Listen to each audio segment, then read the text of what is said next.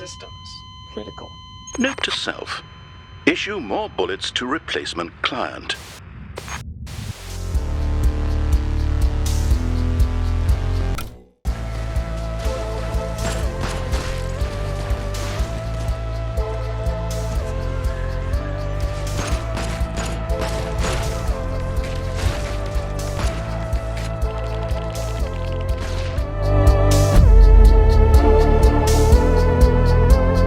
Void Bastards is a first-person action roguelike taking place in the far reaches of a highly advanced corporate-run future.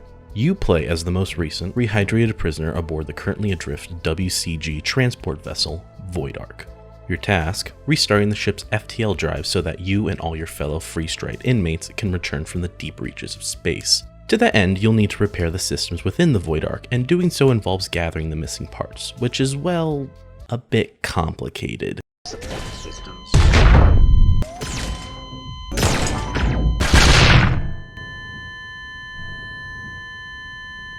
Void Bastards is all about looting, shooting, and dying while you travel from ship to ship across the nebula to gather the necessary parts to accomplish your current task. There's a wide variety of these ships, between private luxury cruisers to traveling medical theaters and even a convenience store so you can stock up. Wow, this is just like my local Kmart. Oh. While you'll eventually learn what kind of resources are common to each type of ship, the interiors are randomly generated so you never know the exact layout until you land. Thankfully, you are told the type of enemies and roughly the amount you'll see, as well as any special conditions that particular ship may have, so you can change your loadout to best suit whatever shit show you're about to walk into. Yo, what the f?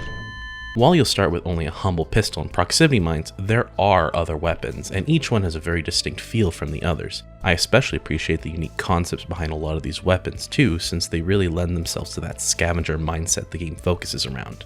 Like, instead of a normal shotgun or some quirky sci-fi version of one, you'll instead use a heavily modified stapler. Or another is a modified robotic pet that draws enemy attention, and then explodes. Why are we still here? Just to suffer? Every night. While I've only unlocked about half the weapons, I've really enjoyed my time with them. Whether that be figuring out what a new piece of kit can do, or finding unexpected use for a weapon I already have. Like shooting the spooks with a taser to stun them, and then fucking deleting them. Your characters also have some variance to them, as every time you die, the new prisoner you're given has different traits that can change how you approach enemies, like silently sprinting, or can allow you access to different parts of the ship with reduced radiation damage, or being able to exit a level through any airlock.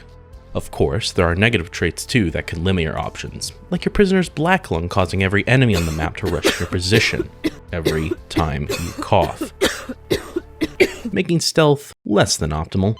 You can also unintentionally fly into random quantum storms that scramble your DNA and steal your best perks, leaving you weakened and royally pissed. The game's best and most appealing trait though has to be its art style. Everything in VB is a two-dimensional texture. The cutscenes, the environment, the enemies, everything looks like it's straight out of an issue of Weird Science. Whether it's intentional or a monetary restriction, it has to be one of the best looking games I've seen in a long time.